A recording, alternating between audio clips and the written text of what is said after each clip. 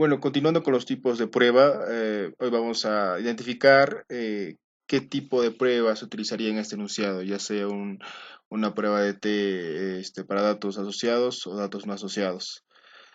Se desea saber si las medidas para el diámetro de fibra de alpaca de las diferentes zonas agroecológicas, puna húmeda y puna seca, son estadísticamente diferentes.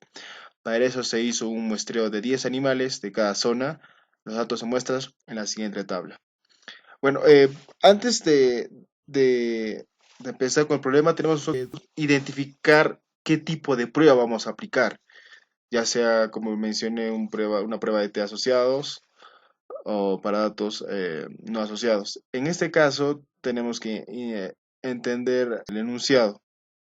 Nos menciona que se desea saber las medias o promedios de dos zonas agroecológicas, puna seca y puna húmeda. Entonces nos dicen, si el promedio de puna seca es igual o diferente al promedio de puna húmeda, o sea, nos están diciendo que el diámetro de fibra tanto de puna seca o de puna húmeda son iguales o diferentes. Nos mencionan eso, entonces basta con que nosotros entendamos eso, ya podemos decir que esta es una prueba de T para datos no asociados. ¿Me deja entender? Entonces, también nos da otro dato que menciona que para cada zona, puna seca o puna húmeda, se están trabajando 10 animales para cada uno. En total serían 20. ¿Me dejo entender? Entonces, nos dice que quiere hallar la diferencia de promedios. Si los promedios son iguales o diferentes. Con eso ya damos por hecho que es una prueba de T para datos no asociados. Ahora, como paso segundo, se debe de poner la hipótesis, tanto la nula y la alterna. En este caso, nuestra hipótesis nula menciona que el promedio de diámetro de fibra de alpaca en la zona puna seca y puna húmeda son iguales. Me dejo entender, son iguales. Y como hipótesis alterna tenemos que el promedio de diámetro de fibra alpaca en la puna seca y puna húmeda son diferentes o es diferente. Una vez ya planteado la hipótesis, ahora vamos a entender cómo estos datos los podemos plasmar en el programa bioestadístico, que en este caso sería el programa Infostat. Eh, Como podemos observar aquí, tenemos nuestra principal tabla, la que hemos visto al inicio, y vamos a entender cómo pasar estos datos, cómo ordenar estos datos en el programa bioestadístico Infostat. Ahora, tenemos, como podemos observar, la variable que es puna seca y puna húmeda. Entonces, para puna seca mencionaba que existían 10 animales. Por ende tenemos 10 datos. Entonces en variable tenemos que escribir 10 veces puna seca. Puna seca, puna seca, o sea, 10 veces, porque tenemos 10 datos, 10 animales. Digamos, por ejemplo, si me hubiesen dado solo 4 datos, entonces solo escribiríamos pues 4 veces nada más, pero en este caso son 10. Lo mismo para puna húmeda, también son 10 datos, 10 animales, que escribimos lo mismo. Puna húmeda, puna húmeda, puna húmeda. Este sería el orden. Luego, en caso de conteo, como podemos observar, copiamos casi lo mismo, 15.3 al inicio y finalizamos con 19.1, como podemos observar. También en puna húmeda iniciamos con 22.4 y terminamos con 23.9. Entonces, o sea, lo importante es saber ordenar los datos para colocar esto en el programa bioestadístico, Infostat, y pues nos dé una respuesta certera. Ahora, estos datos los vamos a pasar al programa Infostat. Nos ubicamos en el programa, hacemos clic en archivos, nueva tabla. Lo que nos va a aparecer será esto. En columna le ponemos zona, luego nos referimos a zona húmeda y zona seca.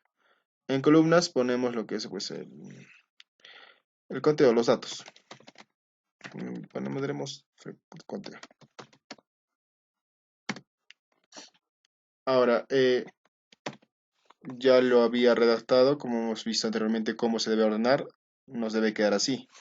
Como podemos observar, 10 para puna seca y otros 10 para puna húmeda. O sea, este es el cómo ordenarlo en el programa para lo que corresponde a una prueba de T, para datos no asociados. ¿Me dejo entender? Es muy importante que se ordene así. En caso de que no fuese así, pues no va a salir, pues no se va a dar. Una vez ordenados los datos, ahora hacemos clic en estadísticas, en inferencia de dos muestras, prueba de T y zona se ubicaría aquí abajo en criterios de clasificación y conteo en la zona de variables. Una vez ordenado esto, hacemos clic en aceptar. Podemos observar que aquí tenemos dos grupos, tanto puna húmeda y puna seca. Quería recalcar en esto, imagínense que aquí yo hubiese escrito con minúscula, ya consideraría tres grupos. Por ende, bien escribimos todo en mayúscula o bien todo en minúscula. En caso de que estemos intercalando, no se va a dar. Va a considerar tres grupos y va a salir pues otros datos. Solo quería recalcar eso. Ahora daremos una presentación en vertical y daremos en aceptar. Y nos muestra esto. Como pueden observar, tenemos dos grupos, puna húmeda y puna seca. En caso de que hubiese escrito algo más, nos consideraría otro tercer grupo, pero en este caso solo son dos. Como mencioné, bien escribimos todo en mayúscula o bien todo en minúscula para que pues, sean los datos exactos. Puna húmeda nos fijamos que son 10 y 10, porque tuvimos 10 datos de cada uno, el N, 10 animales. Los promedios de puna húmeda sería 21.68 y de puna seca 21.08. En caso de que ustedes hagan este procedimiento, lo que es prueba de T para datos no asociados, en caso de que lo hagan de forma manual, el valor de T le saldría 0.49. ¿Me dejo entender? 0.49. Ahora, lo que nos importa en el programa es el valor de P. Dependerá si P es mayor o menor que nuestro grado de error, que es 0.05, para nosotros aceptar o rechazar nuestra hipótesis nula. Ahí existe la regla, como ya mencioné hace rato, que si el valor de P es mayor que 0.05, se acepta la hipótesis nula. Y otro es que si el valor de P es menor que 0.05, se rechaza la hipótesis nula. En este caso, nuestro valor de P es 0.63, es mayor que 0.05. Por ende, nosotros, en conclusión, aceptamos nuestra hipótesis nula. Entonces, aceptamos nuestra hipótesis nula, que en este caso era que el promedio de diámetro tanto de la zona seca y zona húmeda es igual. ¿Me dejo entender? Esa sería nuestra conclusión. Es todo.